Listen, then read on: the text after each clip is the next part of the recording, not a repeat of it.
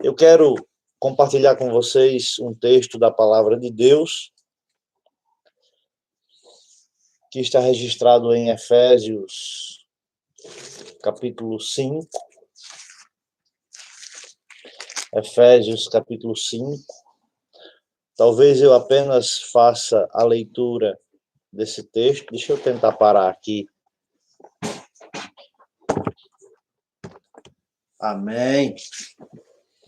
O cenário é meio assim arcaico, mas é isso mesmo. É o que temos para hoje. Efésios, capítulo 5. Nós vamos ler a partir do verso 22 e iremos até o verso 33. Amém? As mulheres sejam submissas ao seu próprio marido, como ao Senhor. Porque o marido é o cabeça da mulher, como também Cristo é o cabeça da igreja, sendo este mesmo o Salvador do corpo. Como, porém, a igreja está sujeita a Cristo, assim também as mulheres sejam sujeitas, sejam em tudo submissas ao seu marido.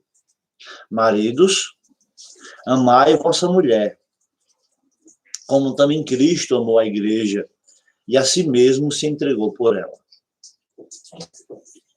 para que a santificasse, tendo-a purificado por meio da lavagem de água pela palavra, para a apresentar a si mesmo igreja gloriosa, sem mácula, sem ruga, nem coisa semelhante, porém santa e sem defeito. Assim também, os maridos devem amar a sua mulher como ao próprio corpo. Quem ama a esposa, a si mesmo se ama. Porque somos membros. Porque ninguém jamais, verso 29, odiou a própria carne, antes a alimenta e dela cuida, pois Cristo o faz com a igreja. Pois Cristo o faz com a igreja. Porque somos membros do seu corpo. Verso 31. Eis porque deixará o homem a seu pai e a sua mãe, e se unirá à sua mulher, e se tornarão os dois uma só carne. Grande é o mistério, mas eu me refiro a Cristo e à igreja. Não obstante, vós, cada um de pé, se também ame a própria esposa, como a si mesmo, e a esposa respeite ao marido. Bom, queridos irmãos, irmãs, ouvintes, internautas, queridos, eu não quero discorrer intensivamente a respeito do texto, mas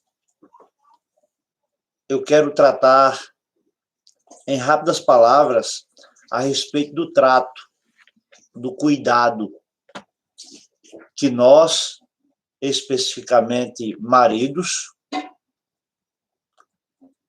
precisamos ter para com nossa esposa. É claro que se você fizer um paralelo, a mesma ação ela servirá, não é, da mulher para com o esposo. Mas eu quero me referir a você, homem, marido, esposo. Se nós observarmos o verso 29 especificamente, o apóstolo Paulo, escrevendo a respeito dos deveres do marido, ele começa falando a respeito da mulher, mas em dado momento ele começa a partir do verso 25 especificamente, tratar a respeito do marido, e no verso 29 ele diz algo interessante, ele diz, porque ninguém jamais odiou a própria carne. Ele já vinha começando, odiou a própria carne. E é interessante que quando ele diz aqui, e ninguém jamais odiou a própria carne, lá no verso 31, ele explica o verso 29, quando ele diz, porque deixará o homem, o seu pai e a sua mãe, e se unirá à sua mulher, e se tornarão os dois, agora apenas uma só carne. E aí Paulo diz, ninguém odeia seu próprio corpo. Em outras palavras, ninguém maltrata seu próprio corpo, ninguém mutila seu próprio corpo, ninguém esnoba de seu próprio corpo, esnobar no sentido de judiar. Ninguém faz isso. De modo que é interessante que possamos, em nome de Jesus Cristo, poder cuidar, tratar, fazer para com nossa esposa o mesmo que fazemos com o nosso corpo. É claro que eu me refiro a um marido sensato, que tem bom senso. É claro que eu me refiro a um homem que toma sua esposa para si e faz dela um de seus melhores ganhos. Ganhos não no sentido de possuir, não, mas algo que ele preza, que ele quer bem, que ele quer ver sempre melhorando. Enfim. Então, quando o apóstolo diz, porque ninguém jamais odiou a sua própria carne, o apóstolo está dizendo, ninguém pode fazer mal a algo que ama.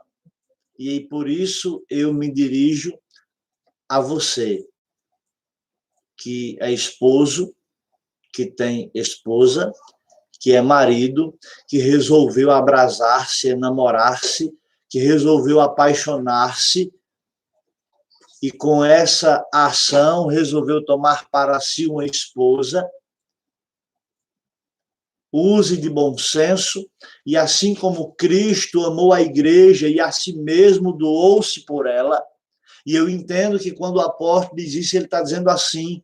É claro que o texto fala especificamente no relacionamento de Cristo com a igreja, e em dado momento, Paulo diz isso, sobretudo no verso 32, mas aqui eu quero trazer para a realidade da família, para a realidade de um relacionamento, de um casamento. Essa instituição formada por Deus, essa instituição criada por Deus desde o Éden, e que para muitos está em decadência, é uma falácia. A família jamais será uma decadência, pelo contrário, a família será sempre, sempre a instituição bem-sucedida, criada pelo Senhor para a glória do seu nome. A família é o fundamento que sustenta uma sociedade sadia. E quando eu falo de família, eu falo da junção homem e mulher. Porque se não for homem e mulher, pode haver ajuntamento. Família, não. Porque família entende-se por aquilo que procria. Procria no sentido de filhos. Bom, e não tecendo críticas duras, mas já o fazendo, apenas homem e mulher pode fazer isso. Mas voltando ao tema principal da reflexão que já está acabando, maridos, ame sua esposa, cuide de sua esposa. Não importa o quão você seja grosseiro, ou eu sou assim mesmo. Não, você tem que melhorar. Você precisa melhorar. para glorificar o Senhor e para agradar sua esposa.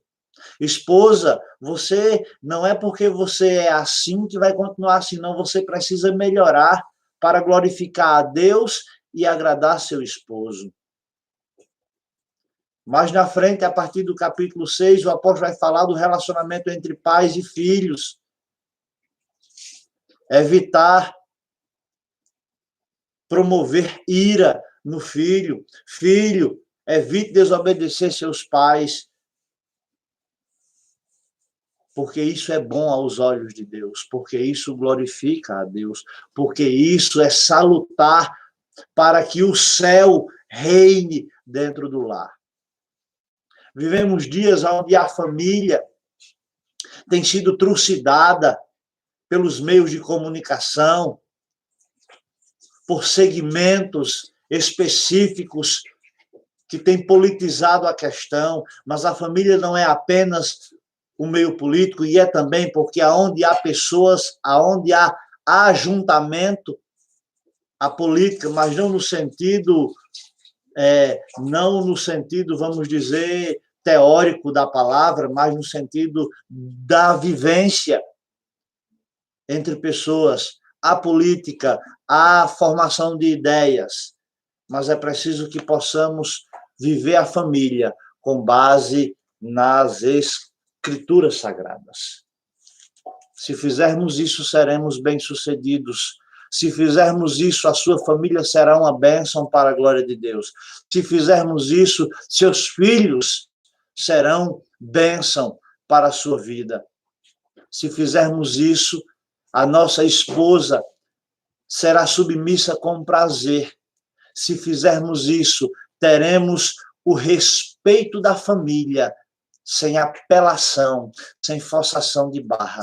Mas é preciso que a nossa vida viva de forma digna para glorificar a Deus, nós assumindo o compromisso para o qual propomos de cuidar daquela que é nossa ajudadora, daquela que foi tirada de nossa costela. Refiro-me ao Éden, quando Cristo instituiu a família, após fazer a nossa adjuntora, a nossa ajudadora, a partir da nossa costela.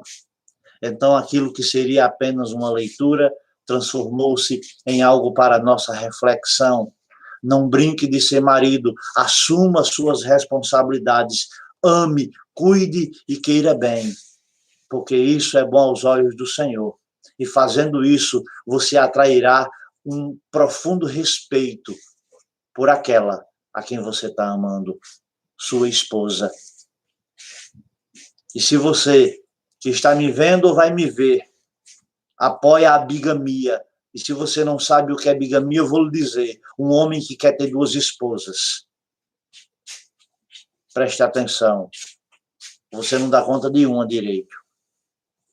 Então vigie, deixe de pecar, afaste-se do pecado, ame a Deus, ame a única esposa que Ele lhe deu. Paz e bem. Deus abençoe.